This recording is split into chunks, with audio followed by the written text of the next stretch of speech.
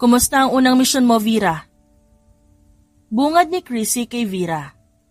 Napangisi naman siya at lumapit dito. A piece of cake, ate. Masyadong madali ang binigay ni tatay ngayon. Natatawang umiling ang ate niya. Siya naman, naupo sa sofa at hinubad ang suot na black gloves. Huwag kang masyadong magmadali. One step at a time. Bibigyan ka din ni tatay ng mas mahirap at siguradong masisiyahan ka. Sa ngayon magbihis ka muna. Kakain tayong lahat sa labas, kasama ang mga Ponce. Sino naman yan? Walang gana niyang tanong at sumandal lang sa sofa. Well, as far as I know, the Ponce family, kilalang mga lawyers. Alam mo na si tatay. Kung hindi tutulong, siya ang humihingi ng tulong. You know, making connections. Napabuntong hininga siyang tumayo na. Napangisi naman ang ate Chrissy niya. Well, if it's about connection, I can't miss it. That's my little sis. Ate, hindi na ako little, no? I'm a woman now. Huwag niyo na akong tratuhin na parang bata. Nagdadabog niyang sabi at napanguso. Ngunit biglang nawala ang ekspresyon sa mukha ng ate niya. At malamig na tumingin sa kanya. Kaya napaiwas siya ng tingin at tumikhim. Fine, you can treat me as your little sister, but don't overdo it. And stop making that expression. You're creeping me out. Saad niya? Sa katinalikuran ng kapatid. Si Chrissy naman ay napatawa na lang. Linawin mo kasi. Pahabol pa nito. Nang makarating sa silid, napasandal siya sa pinto. Mababait naman ang mga kapatid niya. Ngunit kapag seryoso na, kinikilabutan siya. Tahimik na nakikinig si Vera sa usapan ng kanyang ama at ng isang abogado. Ang mga kapatid niya naman tahimik lang din na nag-uusap paminsan-minsan tungkol sa mga trabaho nito hanggang sa ipakilala sila. Kaya wala siyang nagawa, kundi ngumiti at makipagkamay sa mga ito. Nakakalungkot lang at hindi nakapunta ang inyong uniko iho. Saad ng kanilang ina. Napakunot noon naman siya. About that, he had an emergency at work, kaya hindi na siya makakapunta. Saad ng attorney. Napanguso lang siya at nayayamot na kinalikot ang cellphone sa ilalim ng mesa. Napakagat labi na lang siya nang makitang nag-post ang isa sa mga kaibigan niya. Nasa club ang mga ito at nagsasaya. Gusto ko din pumunta. Munting sabi niya sa isip. Kaya nang matapos ang dinner, nagpunta siya sa club. Ngunit wala na roon ang kaibigan niya at lumipat ng club. Ngunit imbis na magmukmok, nagsaya siya na mag-isa. Oh, ano? Inom pa! Napahawak sa ulo si Vera. Pababa na ng hagdan ang babae. Sinamaan niya lang ng tingin ng ate niya at naupo sa harap kung saan ito nag-uumagahan. Hindi ka man lang nagsabi kung saan ka pupunta. Munti ka nang ipahanap ni tatay. Kundi ko lang nakitang pumuslit ka, naku malilintikan ka talaga. Ate, paabot ng itlog sa katinapay. Saad niya. Sinamaan siya nito ng tingin.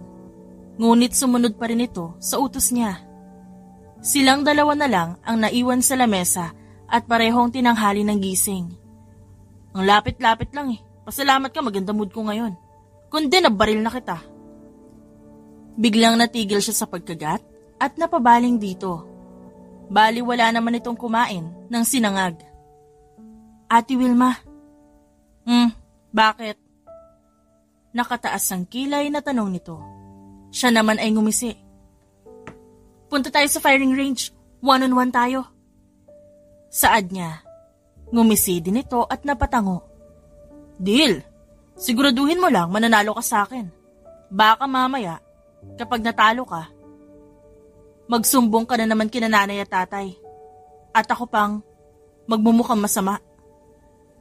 Sinamaan siya nito ng tingin. Siya naman ay tumawa. Dahil abala ang lahat ng kapatid niya, sa kanya-kanyang trabaho, gumagawa siya ng paraan para makasama ang mga ito paminsan-minsan.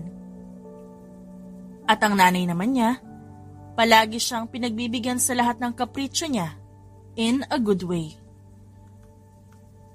Come on! It's not bad to be with me naman and I will be attending an audition bukas. Nanlaki ang mata nito at napatayo. Wag na pala, ayoko na. Iba na lang ang yayain mo sa firing range. Sinasabi ko na nga ba may bala ka talaga Ate Wilma, sige na, sandali lang naman Tawag niya, ngunit hindi na ito lumingon pa. Napangiti na lang siya at nagpatuloy sa pagkain. Oh, saan ka pupunta? Club, ate. Tumaas naman ang kilay ng ate Emily niya at namewang. Hindi ba may audition ka na pupuntahan bukas? Oo, pero tanghali pa naman. Kung ganon, mag-i-ensayo tayo sa umaga, kaya maaga kang pumunta sa opisina ko. Nanlaki ang mga mata niya sa sinabi nito. Iniwasan niya makasalamuha ang tatay niya ngayong araw, para maging libre ang buong araw niya bukas at makagala pa ngayong gabi. Pero ate, pwede ba sa susunod na araw na lang? Please? Nagpapaawa siyang tumingin sa panganay na kapatid, ngunit hindi ito natinag. No! Be there before 5 a.m. Saad nito, saka siya tinalikuran. Siya naman napaawang ang labi. Oh my gosh, I can't believe this! Frustrated niyang sabi. Nagdadalawang isip kung tutuloy pa ba siya sa club o hindi. Ngunit, nanaig ang kagustuhan niyang magsaya at magliwaliw. Kaya natagpuan niya na lang ang sarili sa club at malawak ang ngiti. Marami ang bumati at kumakausap sa kanya. Ngunit ni isa, wala siyang pinansin at sumayaw lang hanggang sa naramdaman niyang katawan sa kanyang likuran. Nang lingunin niya, nakangisi ang lalaki at hinapit siya sa bewang. I saw you having fun. Can I join? Napangiti naman siya. At least ang taong ito marunong magtanong. Hindi tulad ng mga nauna na halos pilitin siya. Kaya naman ngumisitin siya at nilagay ang mga kamay sa balikat nito. Sure, why not? Hanggang sa natagpuan na lang nila ang sarili na naghahalikan. At yon ang huling naalala ni Vera bago siya nawala ng malay. Matapos ang gabing yon, naging abala na si Vera sa mga sumunod na araw. Nag-ensayo kasama ang kapatid at nagpunta siya sa mga audition na hindi naman siya natanggap. At ayos lang yun sa kanya. Pampalipas oras niya lang naman ang mga audition na yon at nakakahiligan niya noon pa man. Tatay, pinapatawag niyo daw po ako? Pumasok siya sa opisina ng tatay niya. May inilapag naman itong folder, kaya kinuha niya yon at binasa. Nanlaki pa ang mata niya nang makita ang picture na nandun. Yun lang naman ang lalaking kalandian niya. At matapos ang halikan nila, hindi niya na naalala kung anong sumunod na nangyari. Para saan po ito? Tanong niya. Umayos naman na upo ang kanyang ama at tinanggal ang suot na sunglasses. Your next mission. Alamin mo ang lahat sa kanya. He is too private, unlike his parents, kaya wala akong makuha sa kanya. And by the way, do you remember the Ponce family? We met weeks ago. Opo, tatay, naalala ko po. Sagot niya. Napabuntong hininga naman ito at pinagsiklop ang mga daliri sa ibabaw ng mesa. They were both killed at saktong wala ang anak nila kaya hindi ito nadamay. Oh my God! What happened to them? Bakit sila namatay? Gulat na tanong niya. Umiling naman ang Don. Yun ang kailangan mong alamin. Dahil masyadong marami ang taong nakapalibot sa kanila at marami din ang naging kaaway. Kaya nahihirapan akong hanapin ang tunay na salarin. Kaya magsisimula tayo sa anak nila. Kilalanin mo si Samuel Ponce. And from there, we'll see what can we do for his family. New mission? Napalingon si Vera.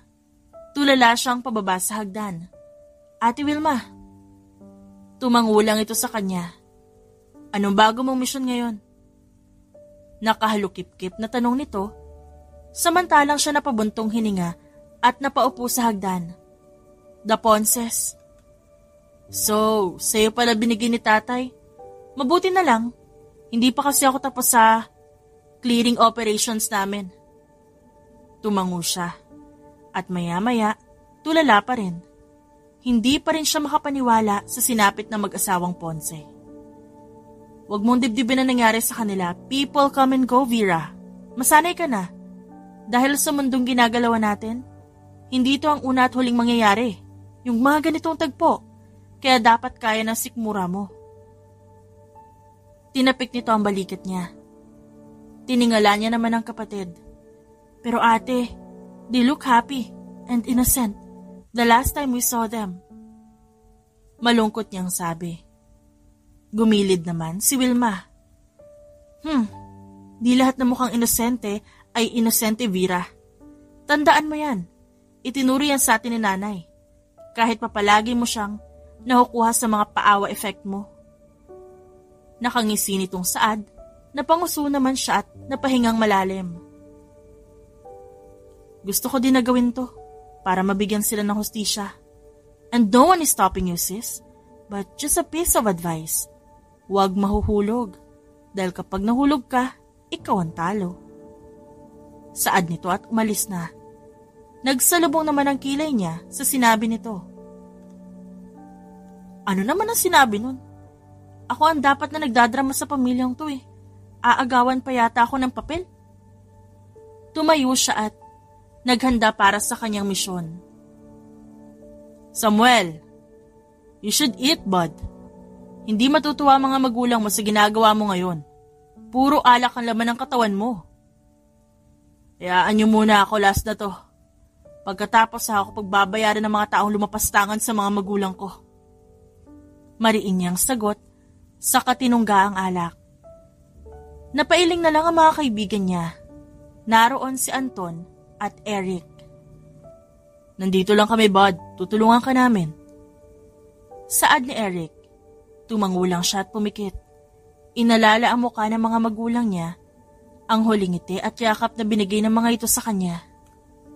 I will make them pay. Mariin niyang sabi. Who?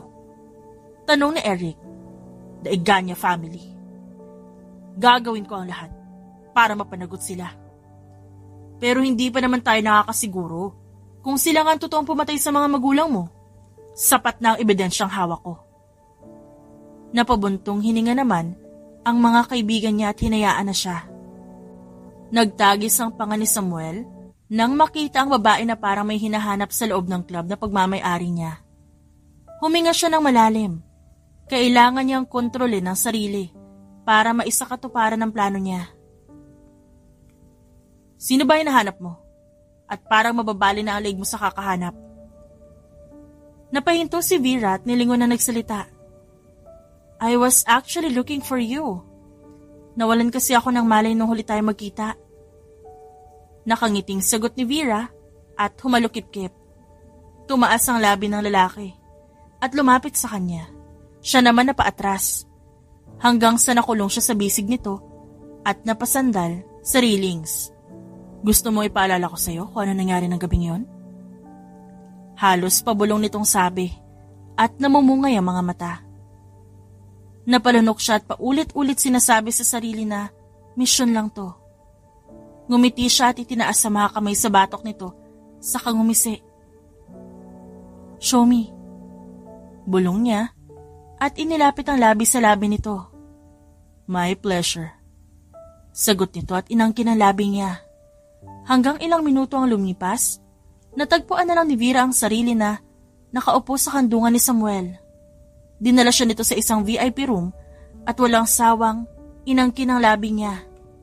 Nang maghiwalay ang labi nila, pareho silang napangisi at parehong hinahabol ang paghinga. Parehong kinalimutan na misyon lang ang isa't isa. Nag-usap sila hanggang sa nagkapalagayan ng loob. Lumipas sa mga araw, naging abala sa ibang bagay si Samuel. Kaya nahirapan si Vera na lapitan ito, ngunit gumagawa siya ng paraan para mas mapalapit sa lalaki. Habang si Samuel, gustong-gusto ang ginagawa ni Vera dahil hindi niya kailangan pang hagilapin ang babae. Dahil ito na mismo ang lumalapit sa kanya. Mukhang mapapadali mo ang pagpapaibig mo sa babae na yun dahil siya mismo ang lumalapit sa'yo. Nakangising saad ni Gilbert, isa sa mga kaibigan niya. Ngumisi naman siya at tinungga ang alak, saka sumandal sa sofa. Paalala lang, bud, sana hindi ka mahulog sa sarili mong patibong. That won't happen. Nagtatagis ang panganyang sagot. Saan ka pupunta ngayon? Parang ang dami mong dala. Nakakunot ang noon na tanong ni Samuel kay Vera at napangiti naman ito. May shoot ako bilang extra. Masayang sabi nito. Mas lalong kumunot naman ang noon ni Samuel. Extra saan? Sa isang film. Natanggap ako nung huling nag-audition ako Kaya ngayon may role na ako, natanggap ako bilang extra. Hindi na walang ngiti nito. Napailing naman siya at hindi makapaniwala. Bakit ka papayag na maging extra lang? Kung pwede ka naman maging bida. O kaya, sa mas malaking role. Frustrated nitong sabi. Nangingiti naman siyang hinawakan nito sa braso. Ano ka ba? Ayos lang yan, no? Lahat ng malaking artist ngayon nagsimula sa pagiging extra. Not all of them. Ang iba kapapasok lang, binibigyan na agad ng malaking role. Well, they are privileged to have that. At ayoko din na mas malaking role. Ayoko naman na sumikat, no? Ha? Napaawa ang labi nito.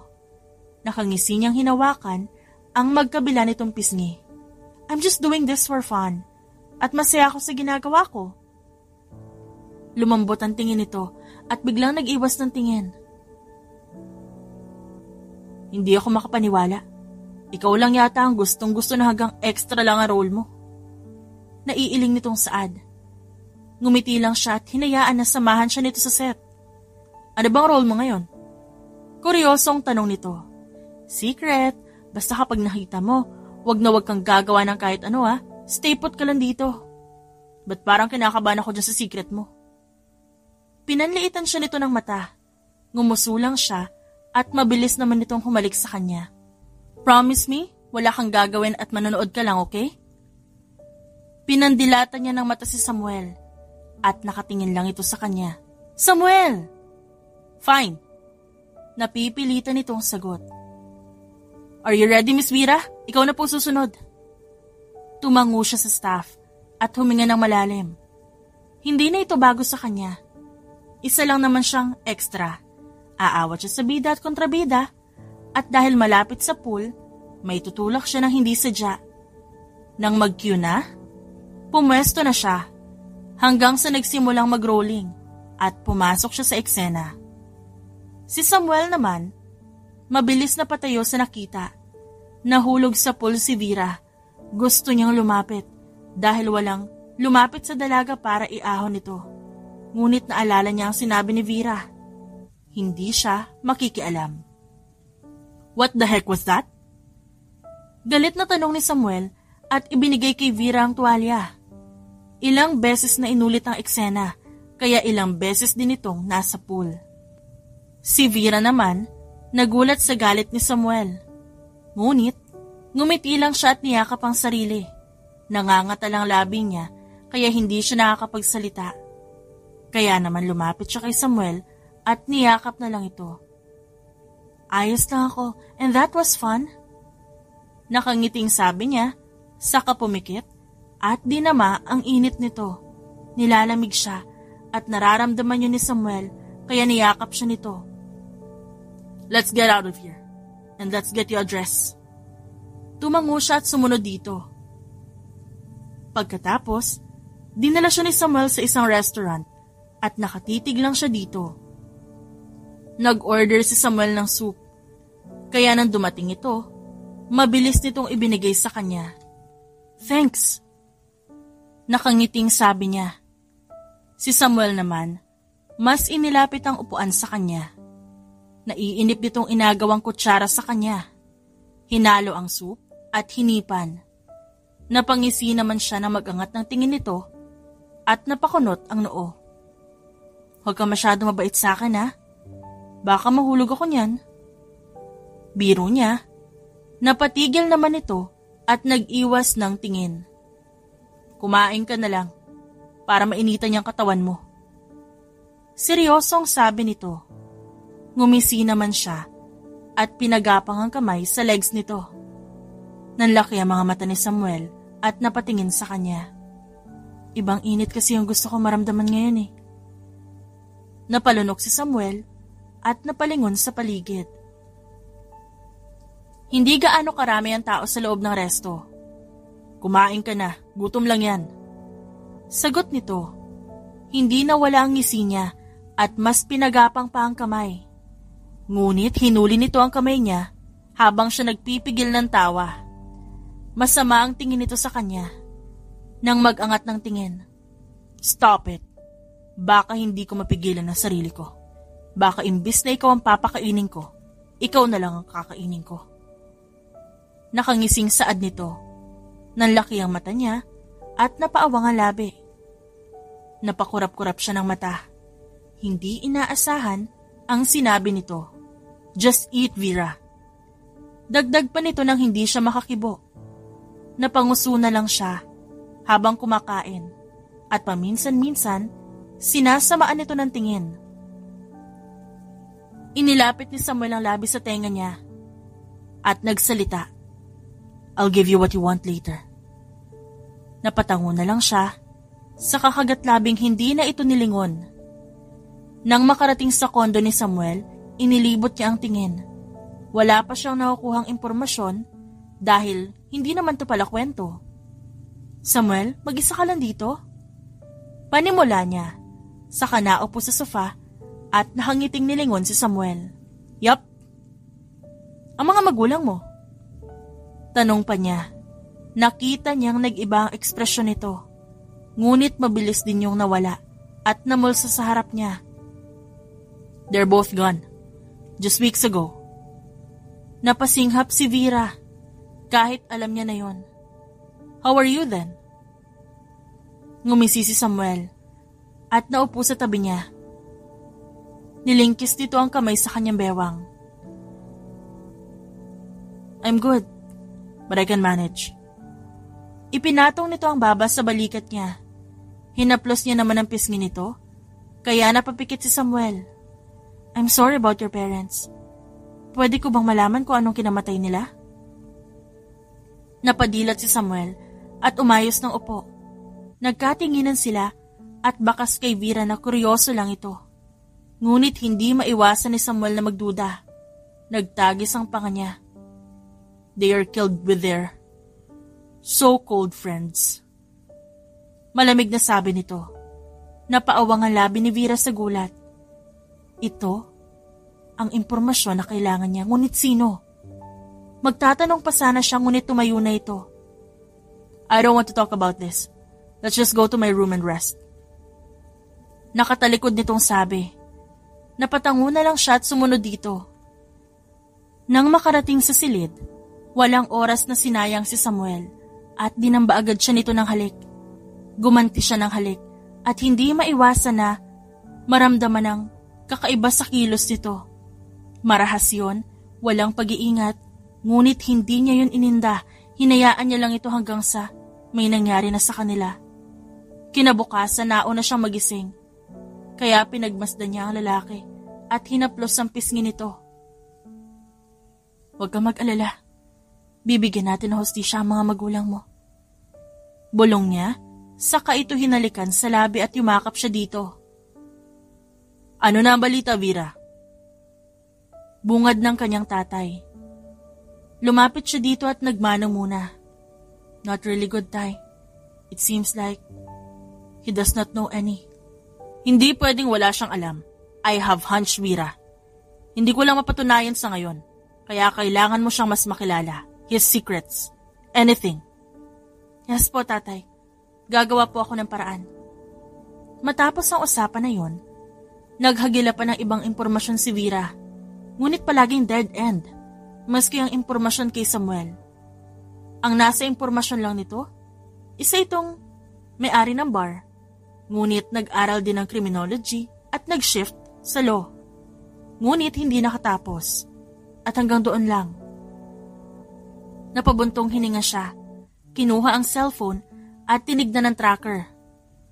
Nilagyan niya ng tracker ang cellphone nito para malaman kung nasa ng lalaki. Ngunit naroon pa rin ito sa kondo at hindi man lang umaalis.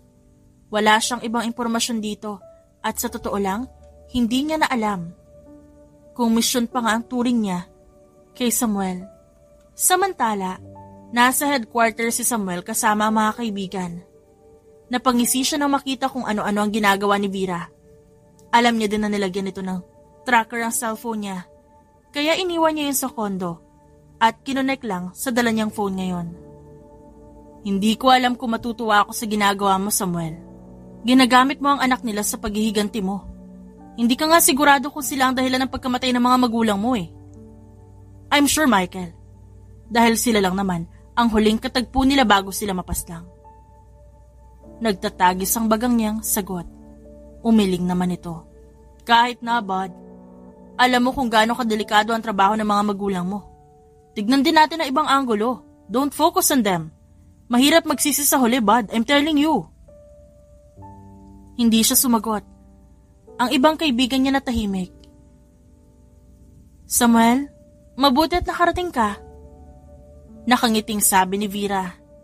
Tumangulang ito at lumapit sa kanya. Napaatras pa siya nang hagkan nito ang kanyang labi. Napangisi siya kalaunan. Namiss mo ako, no? Nangingiti niyang saad. Napangiti na din si Samuel at umiling lang. Ano na naman ang pakulo mo ngayon? Saan lakad mo? Wala lang, mamamasyal tayo. Boring sa bahay eh. Tas wala akong shoot ngayon. Kung gusto mo, ikaw ang ishoot ko muna. Nakangisi niyang sabi. Nanlaki naman ang mata nito. Natawa siya at mabilis na lumayo. Si Samuel naman napapailing at sinundan siya. I'll definitely shoot you later. Malamig nitong sabi. Kinilabutan si Vera dahil parang double meaning yon. Nakakahalata na kaya ito sa ginagawa niya? Habulin mo muna ako kung ganon. Mabilis niyang sabi sa katumakbo. Ngunit mabilis siya nitong nahabol at hinapit sa bewang. Gulat niya itong tinignan dahil nakangisi si Samuel. Got you. Nakangising saad nito at nahampas naman niya ang dibdib nito. Bakit ang bilis mong tumakbo? Mabagal ka lang tumakbo. Ngunit, hindi maaari. Mabilis siyang tumakbo. At sa kanilang magkakapatid, siya ang pinakamabilis tumakbo. Napatingin siya kay Samuel. Maski ang tunog ng pagtakbo nito, hindi niya narinig kanina. Kaya nagulat siya nang maabutan siya nito. Kinunot niya ang noo. Alam niya kung gaano kadelikado ang mga taong ganon. Dahil katulad niya at ng pamilya niya, kahit ang paglalakad ay walang tunog at hindi mo malalaman na nakalapit na. Tara na, manood na tayo ng movie. Ano bang gusto mo? Kung ano na lang ang showing. Sagot niya at iniisip pa rin ang natuklasan. Lumipas sa mga araw, kapag may oras lumalabas sila at hahantong sa kama bago matapos ang kanilang araw. Kaya hindi na nagtaka pa si Vera nang malaman niyang buntis siya. Wala silang proteksyon na ginagamit. Ngunit nag-iingat naman sila. Pero may mga pangyayari talaga na nangyayari nang hindi mo inaasahan. Paano ko sasabihin sa kanya? Tanong niya sa sarili. Nakaupo siya sa kanyang kama. Nakatingin siya sa piti na hawak niya at napapasabunot sa kanyang buhok. Mabilis siyang napaayos ng upo nang bumukas ang pinto ng kanyang kwarto. Ate Wilma, kumato ka nga! Naiinis niyang saad. Masama ang tingin dito. Pinagtaasan lang siya nito ng kilay at sumandal sa pinto. You know, I never knock on your door. Pwes ngayon, hindi ka basta-basta lang pwedeng pumasok nang hindi ka kumakatok. May problema ka? Saad nito. Kunot ang noo. Wala akong problema. Ano bang kailangan mo? Napaupo siya ulit at pasimpleng itinago sa ilalim ng kumot ang hawak na piti. Nothing really. Napapansin ko lang na masyado ka nang nasisiyahan sa misyon mo. Hindi ba dapat tapos ka na ngayon? You've been eyeing him for a month. And still nothing? Hindi ganun kadali ang ginagawa ko, Ate Wilma. Masyadong malihim si Samuel. Napataas ang kilay nito. Siya naman bumuntong hininga. Malihim? O ayaw mo nang ituloy ang pagmamanman mo sa kanya? O baka naman tuluyan ka nang nahulog, Vera? Shut up, ate! Angil niya at biglang nag-iba ang ekspresyon ni Wilma at sa isang iglap, nasa harap niya na ito, hawak ang kanyang leeg. Don't shut me up! Akala mo ba hindi ko malalaman kung anong ginagawa mo? Ibinigay mo ang sarili mo sa kanya? Kahit wala yun sa kasunduan, hindi mo kailangan ibigay ang sarili mo para makakuha ng impormasyon. You should have just tortured him to confess. Galit nitong sabi. Hindi siya nagpatinag at tinignan lang ito. Saka ginamit niya ang buong lakas para makawala sa hawak nito. Wala kang pakialam kung anong gawin ko. At oo, gusto ko siya. At ilang beses akong nag-alinlangan para ipagpatuloy ito. Kasi sa totoo lang, ginawa ko ng lahat. Ngunit wala pa rin ako nakuhang impormasyon sa kanya. Kasi nga, hindi kanya hinahayaan. Naiinis na sagot nito. Nagulat naman siya. Anong ibig mo sabihin? He doesn't want you to know about him. He's just using you. Mariin nitong sabi. Galit naman siyang lumapit sa kapatid. Bawiin mo ang sinabi mo. Hindi totoo yan. Hindi ako nagsisinungaling, Vera. Kung ayaw mo maniwala, puntahan mo siya. Dito. May inabot itong papel sa kanya at nakalagay doon ang address. Ayaw ko lang masaktan ka pa. Lalo na kapag lumalim yung nararamdaman mo sa kanya. Hindi niya magagawa yun. Ramdam ko may pagtingin din siya sa akin. I hate to say this, Vera. Pero kailangan mo magising. Sinabi ko na sa'yo, hindi lahat na mukhang inosente ay inosente. At hindi exemption si Samuel doon. Wake up! Nanghihinang napaupo sa kama si Vera. Iniwan siya ni Wilma matapos ang sinabi nito. Umiling siya ng umiling dahil ayaw niyang maniwala. Kaya tumayo siya at pinahid ang luha sa pisngi. Nang makarating sa lugar, huminga siya ng malalim. Lumabas siya ng sasakyan at naglakad. Ngunit napahinto siya nang makita si Samuel. Kasama nito ang mga kaibigan. At may babaeng nakapulupot ang kamay sa bewang ng lalaki. Nanginginig ang hininga niya nang humakbang siya palapit sa mga ito. Samuel! Lahat ay napatigil at napalingon sa kanya. Nagulat at nanlalaki ang mga mata. Oh no! This is bad! Saad ng mga kaibigan ni Samuel. Si Samuel naman nagtagis ang panga at di makagalaw. Let's talk. Saad ni Vera. Pinipigilan niya ang sarili na umiyak ngayon. Dahil may konting pag-asa pang natitira sa kanya at ayaw niyang mawala yon. Bumuntong hininga si Samuel. Magsasalita na sana nang magsalita naman ang babaeng nakalingkis dito. Oh! Hindi ba ito ang babae mo, Samuel? Nagtagumpay ka ba sa plano mo? At parang maiiyak na yan. Natatawang sabi nito. Mabilis na tinignan ni Vera ang babae. Ano sinabi mo? Kunot noong tanong niya. Napatingin naman ito kay Samuel at ang mga kaibigan nitong tumikim. Huwag ka na makisalian, halika na.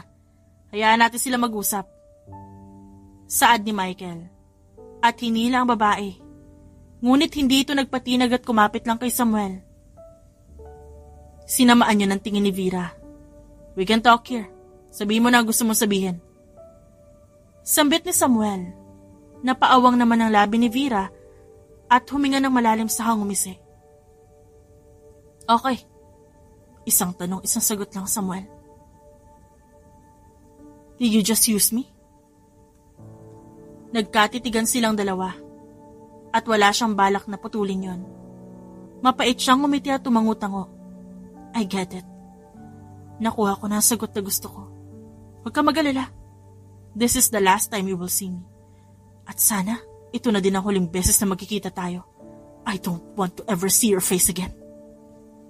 Mariin niyang Saad, saka tinalikuran ng mga ito. Habulin mo, bud, magpaliwanag ka. Huwag mo hayaan na pareho kayo mabuhay sa galit. Ayusin mo to. Udyok ni Gilbert.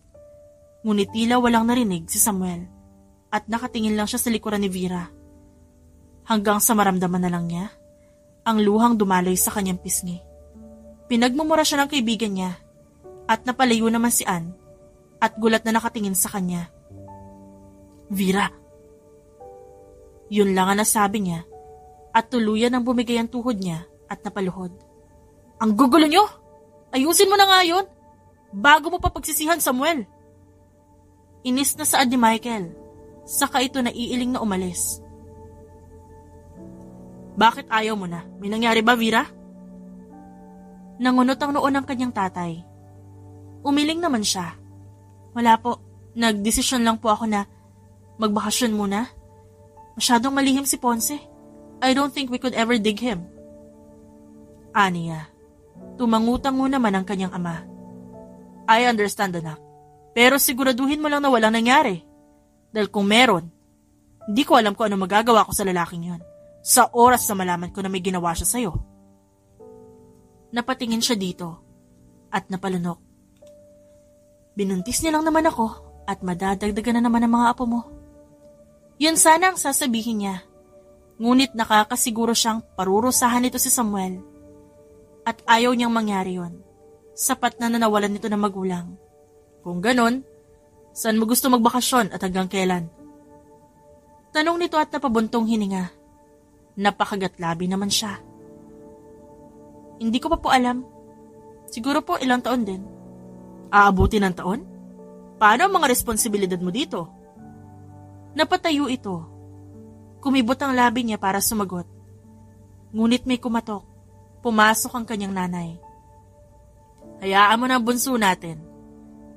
Saad nito, nilingon niya ang tatay niya na napailing na lang at tumango kalaunan. Napangiti naman siya sa kanyang ina. Lumapit siya dito at yumakap. Salamat po, nanay. Nakangiting yumakap din ito sa kanya. I know, may pinagdadaanan ka. Ngunit hindi kita pipilitin na magsabi. Pero kapag kaya mo na, nandito lang si nanay. Tumulo na ang luha niya. Napapikit siya at tumango. Hay nako, mukhang nagdadalaga na ang bunso namin. Lumapit ang tatay niya at yumakap din sa kanila. Hanggang sa biglang bumukas ang pinto at pumasok ang mga ate niya. O anong drama yan? Ano naman ang title ng pelikulang ito? Natatawang Saad ni Emily at naupo sa sofa, kasunod nito ang iba pang kapatid. Talagang may luha pa. Patingin nga, kung anong pinapractice nyo? Saad naman ni Nadine at nakangisilang na napailing si Vera at pinunasan ng pisngi. At dahil kumpleto sila, sinabi niya sa mga ito ang plano niyang magbakasyon, ngunit hindi sinabi kung ano ang dahilan, maliban sa Ate Wilma niya na tahimik. Napili niyang manirahan sa isang isla sa Malaysia, at doon, nanirahan siya ng ilang buwan. Ngunit ang malaman niyang hindi lang pala iisa ang dinadala niya, napilitan siyang lumipat sa syudad para na rin malapit sa ospital. Oh, kumusta naman ang pagbubuntis mo? Tanong ni Emily. Dumalaw ito sa kanya. Ngumiti siya at hinaplos ang malaking tiyan. Maayos naman kami. Tsaka, kasama ko si nanay dito. Yung helper. Kaya hindi ako nahihirapan. Tumango lang ito.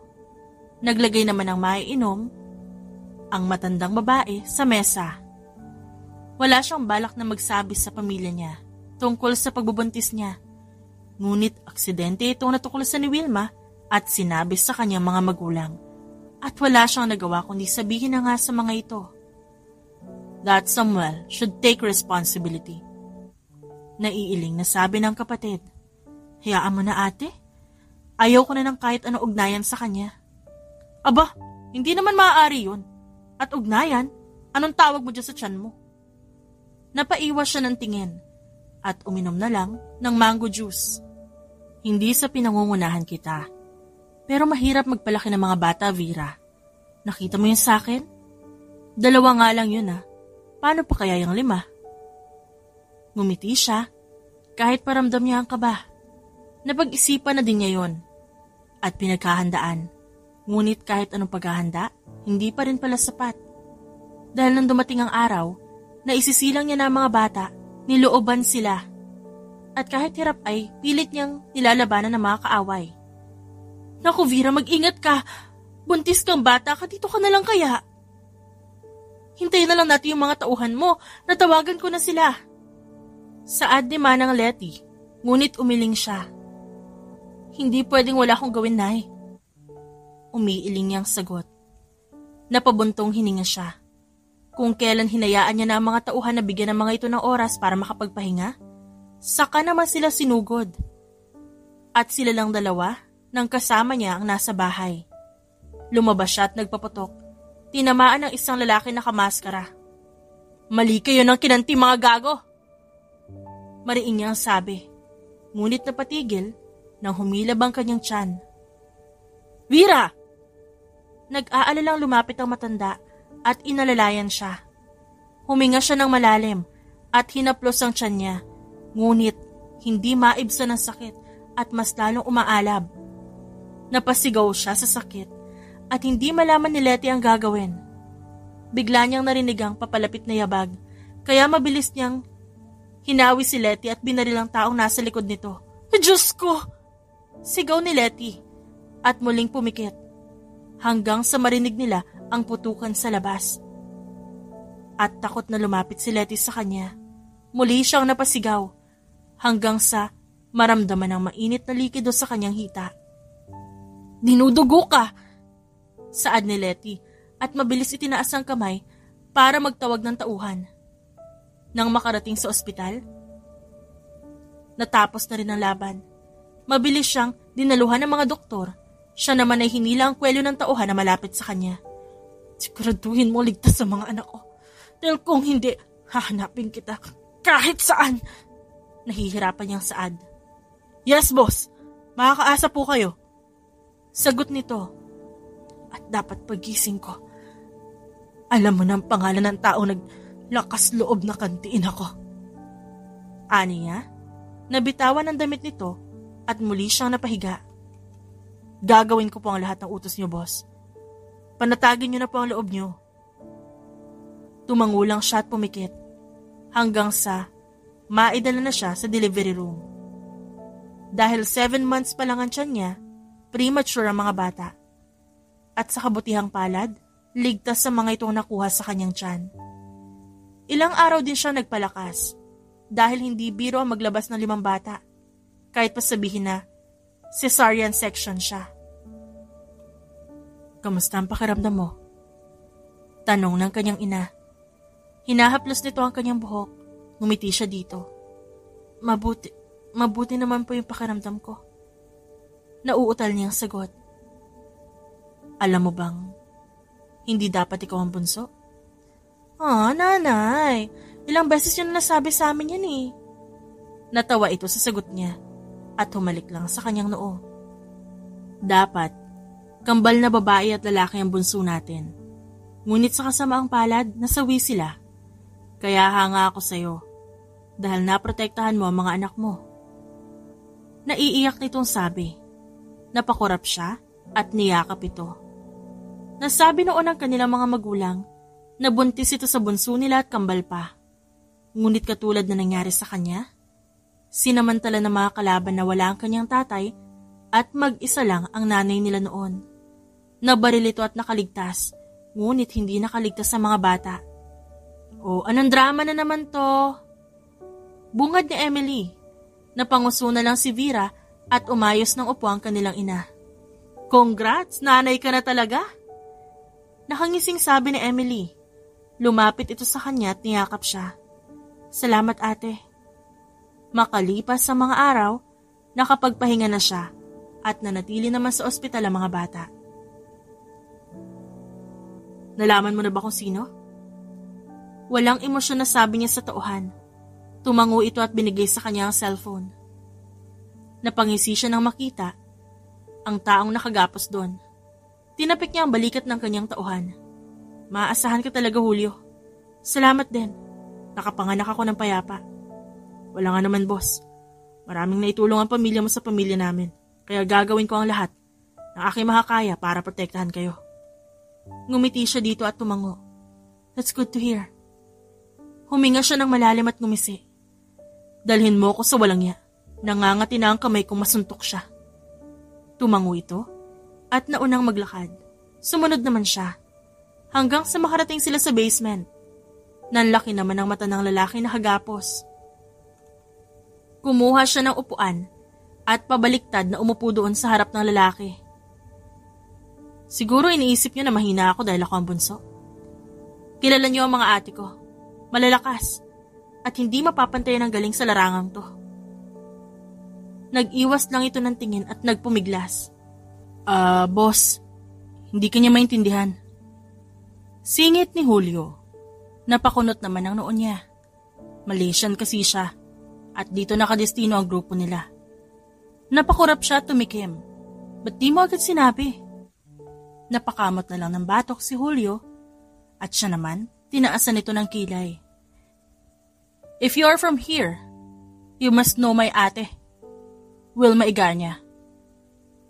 She is in charge of this country and I'm sure she is willing to take you. Mabilis itong umiling at nagpumilit na lumapit sa kanya. No! Just kill me now! Please! Takot na sabi nito. Nagkatinginan sila ni Julio at ngumisi. Pero hindi ganun kadali yun. At wala akong pakialam kung naintindihan mo ako o hindi. Hindi ako mag-a-adjust para sa isang katulad mo. Pagkatapos ng ginawa niyo sa akin, muntik pang mapahamak ang mga anak ko. Sa tingin mo, bibigyan kita ng madaling kamatayan? Tumayo siya at sinuntok ito. Pinagsisipa ng maraming beses hanggang matumba. Ha! Kulang pa yan! Hingal na sabi niya. Nagpagpag siya ng kamay at tinignan si Julio. Siguraduhin mong mahihirapan siyang maigi bago mo patayin. Mariin niyang utos at mabilis itong tumango. 6 na taon ang lumipas. Nasa kwarto si Vera at nagbibihes. Katatapos niya na maligo at alisin ang dugo sa kanyang katawan. Mama? Mabilis na napalingon si Vera at napangiti nang malingonan ng anak. Come here, anak. Nakangiti naman itong lumapit. Di ko po kaya na-istorbo? Of course not, baby. Yumakap ito sa kanya. Kasi po, nagrarambulan na naman po sina kuya at ate sa sala. Nawala ang ngiti niya at napabuntong hininga. Tumayo siya at sabay silang pumunta sa sala. Hindi na siya nagulat. Sa nadatnan, sinasakal sa likod ni Sevi si Sachi. Habang ang dalawang anak nagtatalo kung sino ang talo at panalo sa nilalaro nito. Can't beat me. Ako ang panalo. Madaya ka kasi. Akala mo hindi ko napapansin? Nakapamewang na sagot ni Sean sa kapatid na si Stella. Galingan mo kasi para matalo mo ako. Nakangisi lang nitong sabi. Sumimangot naman si Sean. Let go of me na nga. Nakaganti ka na, pangit. Nagpupumiglas na sabi ni Sachi. Ngunit hindi nakinig si Vance. No! Promise me first na hindi mo gagalawin ang toy collection ko. Umismit si Sachi at kinagat ang braso nito nakasakal sa leeg niya. Napaaray naman si Vance at nabitawan siya. Not gonna happen, kuya. Dinilaan nito ang kapatid at mabilis tumakbo at naghabulan ng dalawa. Napailing na lang si Vera. Hindi talaga titigil si Sachi dahil nakahiligan din ito ang hilig ng kuya nito. Napatungo siya kay Summer na nakangusulang. Are we going to stop them? Bulong nito, ngumiti lang siya at umiling. Let them, titigil din ang mga yan. Tumango si Summer at sabay silang bumaba. Dinaanan nila ang magkakapatid na napatigil na makita ang kanilang ina. Dumiretso si Vera sa kusina at naghanda na lamang ng merienda nila. Nanay Letty, ako na po maghahanda ng merienda ng mga bata. Ganoon ba? O sige, Lilikumin ko lang ang mga tuyong nilabhan ko kanina. Tumango siya at kumuha muna ng tubig at uminom. Maya-maya, nakita niya ang apat na palapit sa kusina, kaya tumaas ang kilay niya. Tapos na kayo. Napayuko naman ang mga ito at tumango. Mabuti, maligo na kayo, pupunta tayo sa park ngayon. Picnic po tayo, Mama? Alangan namang swimming. Shut up, pangit! Angil nito at sinamaan ng tingin ng kapatid. Nagtagisan ng tingin sina Sean at Stella at nagtutulakan pa paakyat sa hagdan. Kung sino matalo, siya magdadala ng labahan natin pababa. Nakangising sabi ni Stella at nakangisi namang tumango si Sean at nagpaunahan ng dalawa paakyat. Namewang si Vera at tumikim. Napatigil si Van sa Sachi at napatingin sa kanya. Magbibihis na po kami. Halika na, Summer. Saad ni Sachi at hinila ang bunso, kaya napangiti na lang siya. Si Vera naman, naghanda ng sandwiches at mga inumin ng mga bata. Nang bumaba ang mga ito, sa kanila tinungo ang kalapit na parke. Mama, kailan po tayo uuwi ng Pilipinas? Tanong ni Sachi at napatingin siya dito. Kahit ang mga kapatid nito nakatingin sa kanya, naghihintay ng sagot niya. Gusto niyo pumunta sa Pilipinas? Opo, palagi ko po kasi yung mga pinsan namin sila pumupunta dito. Tsaka namimiss na po namin sila, saka po sina lolo at lola. But it's okay, Mama, kung di po kayo handang umuwi. Ani Vance. Ngumiti siya at ginulo ang buhok nito. Tama ka, Vance, hindi pa ako handa. Pero hayaan niyo, pag-iisipan ko. Yay! Napangiti siya ng masayang ngumiti ang mga anak at pumalakpak. Ngunit nawala din ang ngiti niya kalaunan. Handa na nga ba siyang harapin ng taong naroon sa Pilipinas? Makalipas ang ilang araw, nakatanggap siya ng tawag mula sa kanyang tatay. Kailangan mo nang bumalik, Vera. Gampanan mo na ang tungkulin mo dito. Hindi na pwedeng nandyan ka lang sa teritoryo na Ate Wilma mo. At nagpalit na kayo ng gawain. Claim your responsibility, Vera. Be a queen that your children will be proud of. At dahil doon, wala siyang nagawa kundi sundin ito. Tuwang-tuwa naman ang kanyang mga anak kaya nahawa na rin siya sa saya ng mga ito. Nang makarating sa Naiya Airport, nauna pa ang kanyang mga anak. Nakasuot ang mga ito ng black suit at black aviator. Napailing na lang siya nang tumigil ang mga ito habang hawak ang sariling maleta at inilibot ang tingin sa paligid. Ang daming tao and a bit hot. We should protect Mama. Baka may bad guy dito. Sabi naman ni Sachi. Nilingon niya ito. Binalikan siya at pinalibutan ng mga anak. What are you doing, kids? Natatawang tanong niya. Humalukip-kip ang mga ito at tiningala siya. We are protecting you, Mama. Taas noong sagot ni Sean. Nailing siya at hinaplos sa mukha nito. Don't worry, we are in our territory. Walang gagalaw sa atin dito. And you see those guys? Nilingon ni Vera mga bodyguards na nagkalat. Kahit na nakasibilyan na suot ng mga ito, they are our guards. How did you know, Mama? Paano po kung hindi naman pala? Kuryosong tanong ni Summer. Nilapitan niya ito at pinantayan ng 5 taong gulang na anak. Tignan mo ang palapulsuhan nila, anak. They have a unique bracelet in them. That's how we know that they're not enemies. Wow! Ang ganda ng bracelets nila, Mama! Manghang sabi ni Stella. I designed them, baby. And they're under my orders. Cool! Manghading sabi ni Sean, samantalang si Vance naman napatango. Let's go, kids! Tumangulang ang mga ito. Napailing siya habang nananatiling nakapalibot ang mga ito na naglalakad sa kanya. We know we don't have to worry for a threat, Mama, but let us protect you. We will be your bodyguard. Saad ni Vance. Sumang-ayon naman ang mga kapatid nito at determinado ng tumango. Sige na. Okay, sige, papayagan ko kayo. Pero kapag may totoong threat na, let Mama protect all of you, okay? Mahinahon niyang sabi. Tumangulang ang mga bata. Nang makarating sa mansyon ng mga iganya, sinalubong sila ng mga magulang at kapatid niya. kahit ang mga pamangkin niya naroon din at tuwang-tuwa nang makita ang quintuplets. "Oh my gosh, cousins! Na-miss ko kayo!" Sigaw ni Sachi at tinakbo ang mga pinsan. "Welcome home, sis." Nakangiting bungad ni Emily. Niyakap niya naman ito. Kasunod nito ang iba pang kapatid niya. "Oy, pangit! Mabuti bumalik ka na!" Nakangising saad ni Nadine. Ginusuan niya lang ito.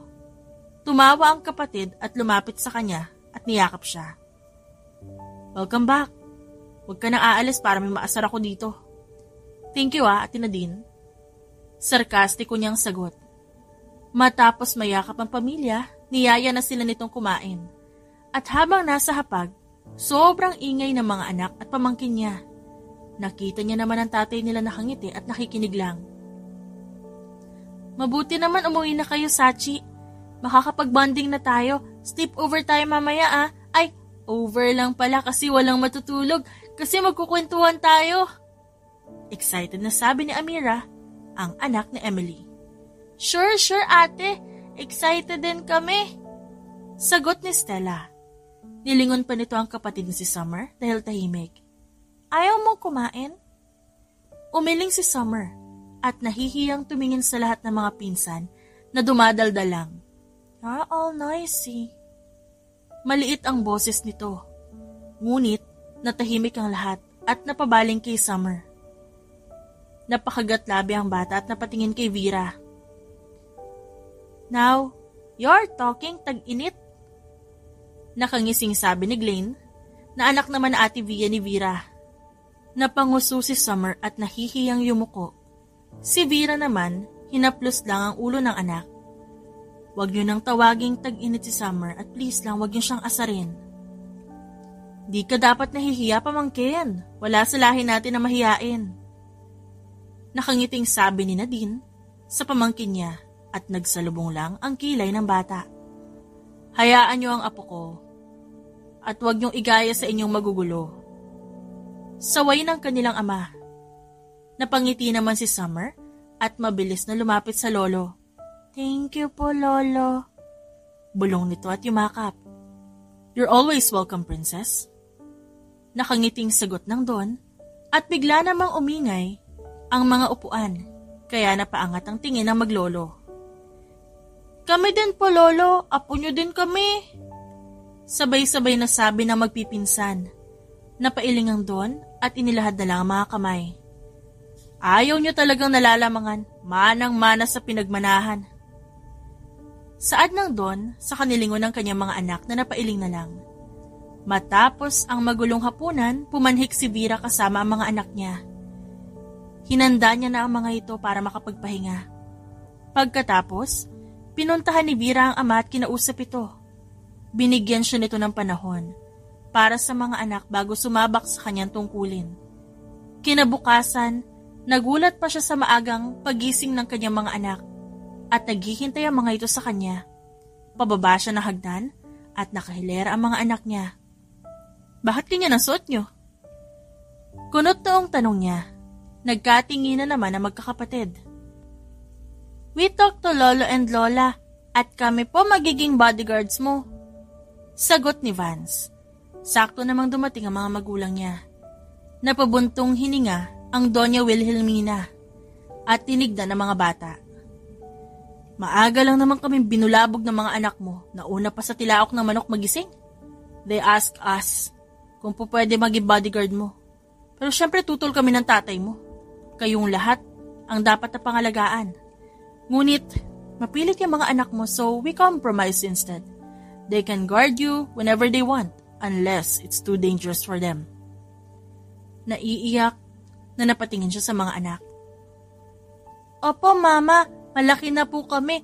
Kaya na po namin protektahan kayo po." Nakangiting sabi ni Summer. "I am so blessed to have you kids. Mahal na mahal ko kayo." "I love you too, Mama." "Oh, ano? Dito ka na naman magmumukmok. Dito ka matutulog." Walang gana na tinignan ni Samuel si Michael.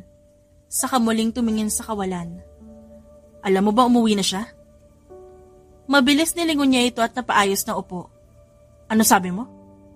"Umuwi na siya. Kaya kesa magmukmuk ka dito. Hindi na natapos ang sasabihin ni Michael nang bigla na lang umalis si Samuel. Napailing na lang si Michael at hinayaan ng kaibigan na tumuklas sa natuklasan niya. Nakatanaw lang si Michael sa labas ng mansyon ng mga iga niya hanggang sa nakita niya ang hinahanap. Naluluha niyang tinanaw si Vera. Kausap nito ang isang guard sa gate. Nakangiti pa ito hanggang sa may lumapit na mga bata. Napakunot ang noo niya na makita ang mga batang pumalibot kay Vera. Lumabas siya ng sasakyan at mas tinignan niya ang mga ito. Kilala niya ang mga pamangkin ni Vera at nakilala niya na ang mga ito. Ngunit bago sa paningin niya ang mga batang yon. Mama, mamasyal po tayo. Saad ni Stella, hinihila nito ang kamay ni Vera. Alright, pero behave kayo Ngayon ko na kayo ipapasyal dahil magiging abala ako sa susunod na araw. Tumalon-talon ng mga bata at dinamba siya ng yakap. Thank you po, Mama. Saad na mga ito saka sila namasyal. Dinala niya ang mga bata sa mall at tuwang-tuwa naman ang mga ito. May kasama din silang mga tauhan at nakasibilyan lang para hindi makaagaw ng atensyon. Pagkatapos, kumain sila sa Filipino restaurant. Mama, I need to use the comfort room. Sabi ni Summer. Tumango siya at tumayo. Vance, please, look after your siblings and please behave, okay? Saad niya, sa kanilingon ng mga tauhan na nasa kabilang mesa lang. Nagtanguan lang sila at naintindihan ng mga ito ang nais niya iparating. Ano ba kasing ginagawa natin dito? Naiinis na tanong ni Samuel sa mga kaibigan. Umiling lang ang mga ito at hinila siya papasok sa isang restaurant. Basta, sumama ka na lang. Kawawang-kawawa ka naman kasi. Ikaw na lang walang love life at happy ending sa ating magkakaibigan. Nakangising sabi ni Eric kaya napakunot siya ng noo. Nagkatinginan na magkakaibigan, saka siya pinaupo sa isang reserve seat sa kainiwan. Hoy, saan kayo pupunta?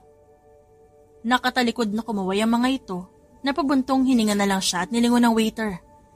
Matapos mag-order, walang ganang inilibot niya ang tingin. Huwag kayo malikot, baka makabasag tayo. Mariing saway ni Van sa mga kapatid. Ngunit hindi nakinig ang mga ito. Sachi, akin to!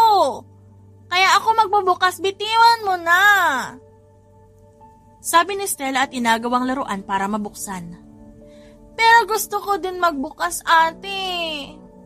Nagdadabog na sagot ng huli. Guys, huwag niyo nang pag-agawan yan. Maraming toys, Bakit? Gusto niyo yan? Pangit naman.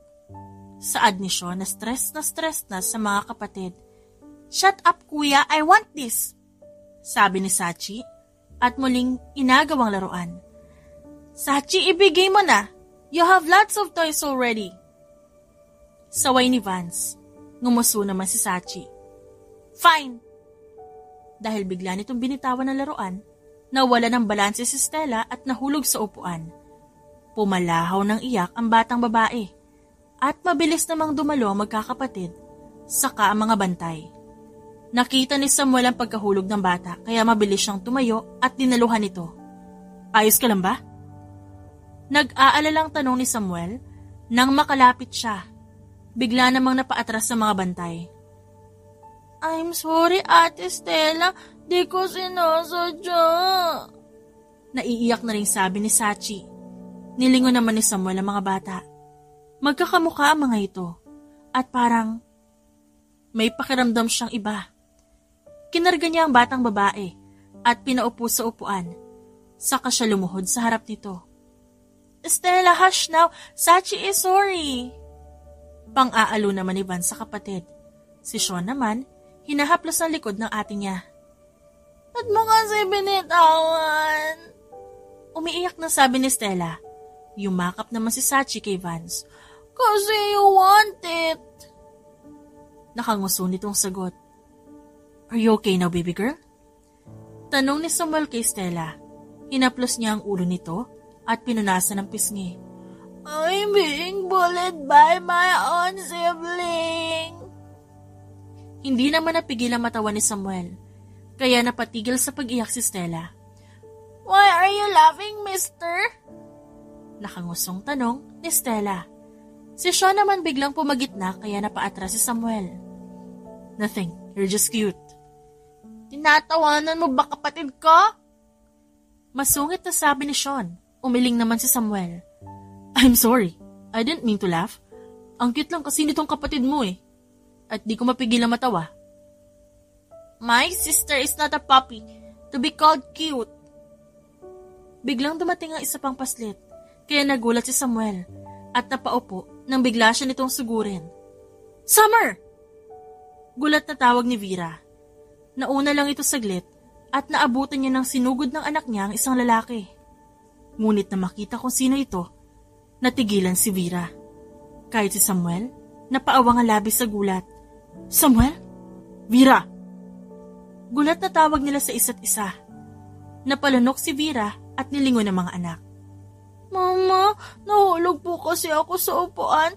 Binitawan ni Sachi yung toy. Sumbong ni Stella. Hindi naman malaman ni Vera ang gagawin, habang si Samuel biglang kinabahan. Tumayo si Samuel, napatingin kay Summer na masama ang tingin sa kanya. Hi, little miss. Nakangiti niyang bati, ngunit umismid lang ito at lumapit sa mga kapatid. Biglang nagkatinginan muli si Vera at Samuel. Malakas ang kabog ng dibdib ni Vera habang si Samuel napatingin ulit sa mga bata hanggang sa may mapagtanto siya at muling bumaling kay Vera. They are mine. Naluluha nitong sabi. Biglay nahirapan lumunok si Vera at nilingon ng mga tauhan niya. Mabilis namang lumapit si Julio. Bakit niyo hinayaang makalapit ang lalaki niya sa mga anak ko? Mariing tanong niya. Napayuko naman si Julio. Pasensya na boss, sabi po ng Don, inabisuhan niya po kami na kapag lumapit si Mr. Ponce hayaan lang to. Nasuntok niya ang tiyan nito kaya napaubos si Julio at napaatras. Ako pa rin ang amo niyo. Saad niya? Saka hinarap si Samuel. Nakita niya ang pangungulila sa mga mata nito ngunit winaglit niya yon. Dahil nang huli nilang pagkikita, lubos na nagbigay ng pasakit ito sa kanyang puso. Oh, anak mo nga sila Samuel. Pag-amin niya. Wala namang say-say kung magsisinungaling pa siya. Kung ganon ako nga ang ama nila. Yes, pero umalis ka na. Hayaan mo na kami. Saad ni Vera at naupo. Saka napalingon sa mga anak na nakatingin pala sa kanila. Nakataas ang noo na humalukip-kip si Vance at masama ang tingin kay Samuel. So you are our father? Tanong nito. Ang mga kapatid naman, kuryosong nakikinig. Kuya, kamukha mo siya. Tinatanong mo pa kung siya yung papa natin? Bulong ni Sean kay Vance. Lihim na siniko niya ang kapatid at napanguso na lang ito. Hindi nakasagot si Samuel at napatingin kay Vera. Ngunit hindi ito tumingin man lang sa kanya. Ngumiti si Samuel at naghila ng upuan at naupo. Bakit po kayo naupo? Nobody gave you permission to sit. Masungit na saad ni Summer. Napatayo naman si Samuel at tumikim. Lihim na napangisi si Vera. Inayos niya ang pagkaing dumating. Can I sit with you? Tanong ni Samuel. Pinaningkita naman siya ni Sachi at Summer. Habang nangingiti si Stella, si Vance naman at Sean, seryosong nakatingin sa kanya. Now you can. And please tell us if you are really our father. Medyo hawig po tayo. Ganon po kasi yung pinsan namin. Hawig o kamukha nila yung papa nila. Saad ni Sachi. Napaangat naman ang tingin si Vera sa mga anak. Kids, kumain na kayo and don't talk to strangers.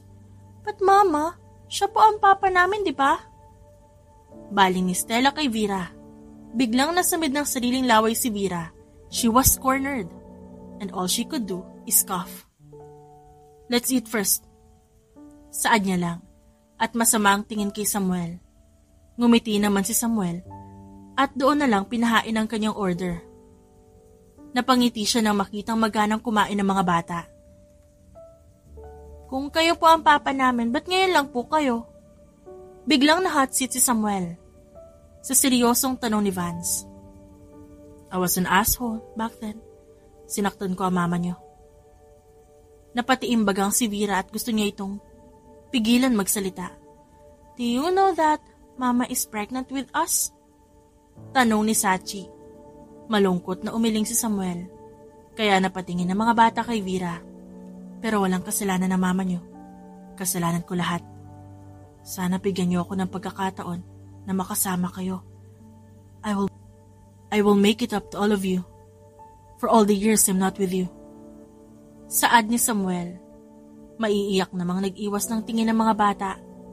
Magsasalita pa sana si Samuel nang magsalita si Vera. Pwede ba? Mamaya na kayo magdrama. Kumain na muna tayo. Seryosong saad niya.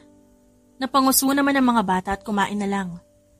Si Samuel naman hindi magawang kumain. Napatingin lang siya sa mag-iinan niya at ngayon niya napagtanto ang ginawa ng mga kaibigan niya. Matapos kumain, pinabantayan muna ni Vera ang mga anak sa kanyang mga tauhan para makapag-usap sila ni Samuel. Ngunit, tanaw pa rin nila ang mga anak na nag-aasaran na naman. Talk. We can't stay here for so long. Panimula ni Vera. Nawala ang tingin ni Samuel sa mga bata at napatingin sa kanya. Let me explain. Tumaas ang kilay niya at napangisi. Explain what exactly, Mr. Ponce? Napalunok si Samuel. Iginiya siya nito na maupo. Sinamaan niya muna ito ng tingin bago ginawa yon. I was angry. And yes, at first, I used you to get back at your family. Napakunot naman ang noo niya. Ngayon, nabalik sa alaala niya ang nangyari noon. Kung paano sinabi ng Ate Wilma niya na ginagamit lang siya ni Samuel. Ngunit dahil sa galit, nakalimutan niya magtanong kung saan siya nito ginamit, kung paano, napaawang ang labi niya. Kaya pala minsan, nasasabihan siyang slow ng mga ate niya. What did you use me for? Tanong niya. Nagulat din si Samuel sa pagtaas ng boses niya. Kahit ng mga bata at tauhan niya na palingon. Hindi mo alam? Magtatanong ba ako kung alam ko? Ngunit nagalit ka nang hindi mo nalalaman? I was angry the moment I heard the word use. I don't like being used. Except when I'm acting. Then, I think this is the time I will confess. Malungkot nang ngumiti si Samuel. Napatingin naman siya dito. Hanggang sa nagsimula itong magkwento mula sa pagkamatay ng mga magulang nito at ang pagkaka-involve ng tatay niya kung kaya't binalak nitong gumanti at gamitin siya. Awang ang labi ni Vera. Habang nakikinig siya, hindi siya makapaniwala. That's not true. Hindi magagawang ipapatay ng tatay ko ang mga magulang mo. They are good friends. I don't know, Vera. All the evidence we got lead to your father. Tumayo si Vera. Nagulat namang napatayo din si Samuel. Come with us then. Let's talk to my father. Alright. I really want to know everything. Habang pauwi, kinukulit ng mga bata si Samuel. Maraming tanong ang mga ito at naging honest naman si Vera at Samuel sa mga sagot nila. Mama, kasama po ba natin ang papa palagi? Same house na po tayo? Kaya po nila Ate Ana kasama sila Tito Eric? Kuryosong tanong ni Summer. Nagkatingin na naman si Vera at Samuel. Bibi, let's not rush your mama. Don't worry, gagawin ni Papa lahat para makasama kayo. Saad ni Samuel. At napabuntong hininga naman si Vera.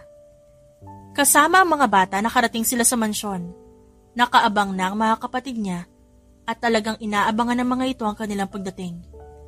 Napakunot ang noo ni Vera. Masaya namang bumaba ang mga bata at tumakbo sa mga tiyahin ng mga ito. Naghihintay si tatay sa opisina niya. Saad ng ate Emily niya. At napabaling ng tingin kay Samuel. And Samuel, I hope this time you will make a good decision. Makahulog ang sabi ni Wilma. Napatango naman si Samuel, kaya kumunot ang noo niya. What do you mean? Nagtatakang tanong niya, ngunit umiling lang si Wilma sa kanaunang pumasok. Nilingon niya si Samuel at mata man ito nakatingin sa kanya. We talked. She told me what happened that day. Malungkot nitong sabi.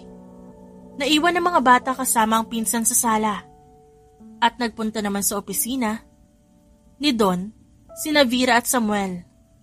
Nang makapasok, naroon din ang kanyang ina. Ngumiti ito at iginiya ang kamay sa sofa para maupo sila. Good to know that you're with each other. Nakangiting sabi ni Doña Wilhelmina. Nanay, wala pong kami. Sagot naman ni Vera, nang aasar lang na napapailing ang kanyang ina. That's not what I meant. Ang ibig ko lang sabihin ay masaya ako makita magkasama kayo ngayon. So, nandito kayo para kumpirmahin ang akusasyon sa akin ni Mr. Ponce? Tumango si Vera. Habang nasa biyahe pa uwi kanina, pinadalhan niya ng mensahe ang ama. Alam ko mangyayari ito. Kaya nagkasundo kami ng nanay mong sabihin na ang totoo. Nagkatinginan sila ni Samuel at tumayo sa pagkakaupo ang Don. Mr. Ponce, I already know what you did to my daughter.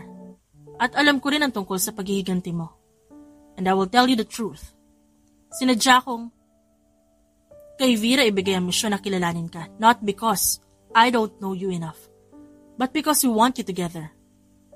Napasinghap si Vera at napakurap-kurap. Si Samuel naman napakunot noo at tinignan si Vera. Nagulat pa rin.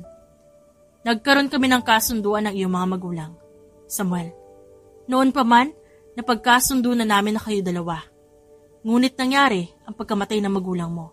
And I'm telling you now, hindi ako o ang pamilya ko ang may pakana. Hindi ko papatayin ang mga taong pinagkakautangan ko ng pangalawa kong buhay. Seryosong paglalahad nito. Napalingon si Vera kay Samuel na nakatingin din pala sa kanya. Kung ganon, sino ho ang pumatay sa mga magulang ko? Nagtatagis ang panga na tanong ni Samuel. Bumuntong hininga naman ng Don. Si Mr. Alejandro Ponce. Your uncle. No! Hindi magagawa ni uncle yon. Napatayo na si Samuel at hinawakan naman ni Vera ang kamay niya para pakalmahin ito. I hate to break it to you. Pero yun ang totoo. Here, take a look at this. May binigay itong folder at doon bumaling sina Vera at Samuel. Nagkatinginan sila. At kalaunan, napailing si Samuel. No! Hindi magagawa ni uncle ang binibintang nyo. Malungkot na ngumiti si Vera at kinuha ang kamay ni Samuel. Walang ibang nagawa pa si Samuel, kundi tignan na nasa loob niyon. At sa isang iglap, ang taong itinuring niyang pangalawang ama, naging halimaw sa paningin niya. Nalaman niya ang lahat. Mula sa pagpaplano nito hanggang sa pag-hire ng papatay sa mga magulang niya. Nang hihinang napaupo si Samuel, napasabunot sa buhok niya.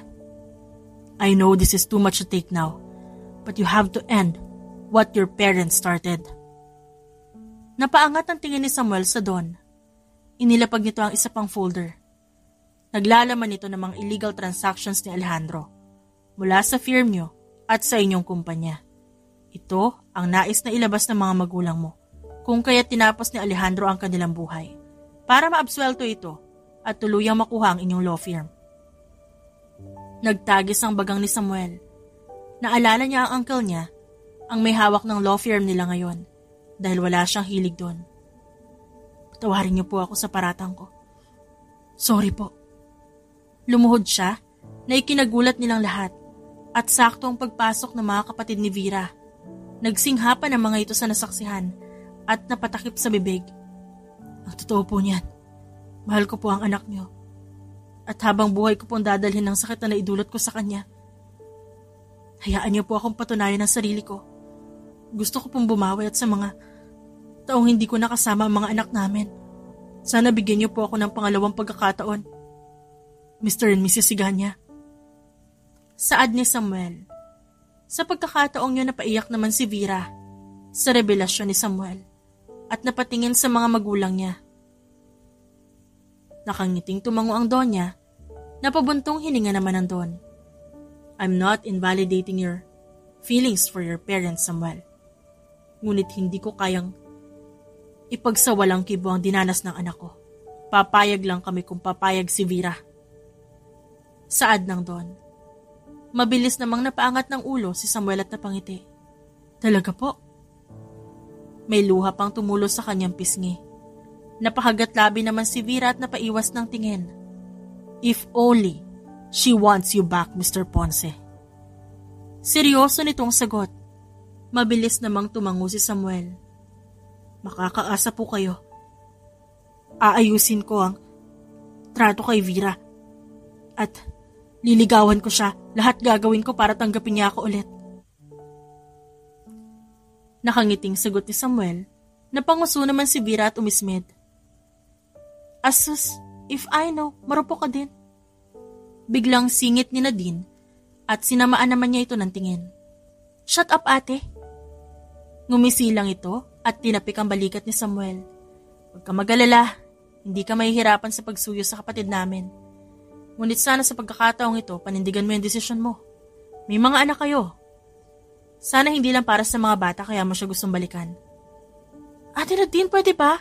Huwag ka na makiusyoso, sali-sali ka. Masungit na sabi niya. Umiling lang ito at tumabi na. Kalaunan, iniwan sila ng kanyang pamilya para makapag-usap silang dalawa. Vera? What? Masungit na tugon niya. Masama pa rin ang tingin niya kay Samuel. I hope you could forgive me. Hindi ako magsasawang humingi ng tawad araw-araw. At araw-araw kong pagsisisihan ang nagawa ko. And I will make it up to you every day sa mga anak natin. Sana bigyan mo ako ng pagkakataon, please. Give me a chance to love you again. At tuluyan na ngang bumigay ang mga luha ni Vera. Pumatak ito sa kanyang pisngi. At tuluyan na siyang napahikbi. I hate you. Sagot niya. At tumango naman si Samuel. I know, baby, but I love you. Dugtong pa ni Vera. Kaya napakurap naman ang mata si Samuel at napatingin sa kanya. Naiiyak na nagkatitigan sila. Hinawakan naman ni Samuel ang kanyang pisngi. Sabihin mo ulit. Please. That I hate you. Nang aasar na sagot niya. Napangiti na lang si Samuel at siniil siya ng halik. I love you. I love you, Samuel. Nakangiting tura ni Vera. Naiiyak na napasubsob sa balikat ni Samuel. I'm so sorry, love. I'm not worthy of your love, but I will improve myself to deserve you, to deserve our children. Mahal na mahal kita, Vera. Madamdamin itong sabi. Umiiyak na tumango naman si Vera. Pagkatapos ng madamdamin nilang pag-uusap, pinuntahan nila ang kanilang mga anak. At masaya namang sumalubong ang mga ito. Kinabukasan, nagpaalam si Samuel upang harapin ang kanyang uncle. At panagutin ito sa kasalanan nito. Happy na ang bunso namin. Nang aasar na sabi ni Nadine. Napanguso naman siya at sinamaan nito ng tingin. Ate Nadine? Naiinis niya sabi sa kaumirap. Sakto namang dumating ang kanilang ina na may dalang merienda. Natahimik si Nadine, kaya ngumisi siya. Napabaling sila ng tingin nang sumunod sa kanilang nanay ang mga magugulong bata. Bigay mo na kasi. Kukutungan na lang ulit natin si Auntie Nadine. Tapos, si mama mo Ate Mera. Para makabili ulit tayo ng maraming toys. Saad ni Glenn, kaya napasinghap si Summer at napatingin kay Sachi at Stella. Kutong is bad, diba? Bulong nito. Ngunit sapat lang para marinig ni Glenn kaya napanguso ito. I won't do that naman sa iba at utang nila yun, sinisingil ko lang. At kailan naman sila sa'yo nagkautang, Aber? Nakapamewang na sabi ni Stella. Napaisip naman si Glenn. At lahat ng pinsan niya nandun nakatingin sa kanya. Napapakamot na, lumayo si Glenn at mabilis na lang na tumakbo. Ilang araw ang lumipas, nagbakasyon ang pamilya ni Vera. At doon, formal na hiningi ni Samuel ang kanyang kamay. Sa harap ng kanyang mga magulang, kapatid at mga pamangkin, saksi ang pamilya ni Vera sa kanyang pagsagot kay Samuel. Thank you, baby. Thank you for giving me a chance to be with you and our quintuplets. Thank you so much and I love you so much. Matapos, siniil siya nito ng halik at naghiyawan ng mga nakasaksi. Yehey! Happy family na! We finally have Papa with us! Masayang sabi ni Summer. Kaya napatingin ang lahat sa kanya. Napasinghap siya at mabilis na napayuko. Nagtawa na naman ang nasa paligid. Nahihiyang naglakad si Summer palapit sa kanyang mga magulang at yumakap. We will always be together. Forever, princess. Matapos lumapit din ang ibang kapatid ni Summer at masayang niyakap ang kanilang mga magulang. Habang nagkakasiyahan ang mga tao sa paligid, hindi mawala ang ngiti sa labi ni Vera at Samuel. Pareho silang masaya. At sa wakas, sila pa rin hanggang sa dulo. Nagkasakitan man, nagkapatawaran din naman. Ngunit patuloy na sinusuyo ni Samuel ang kanyang mag-iina araw-araw. At patuloy niyong gagawin. At pangangalagaan ang kanyang pamilya. The end.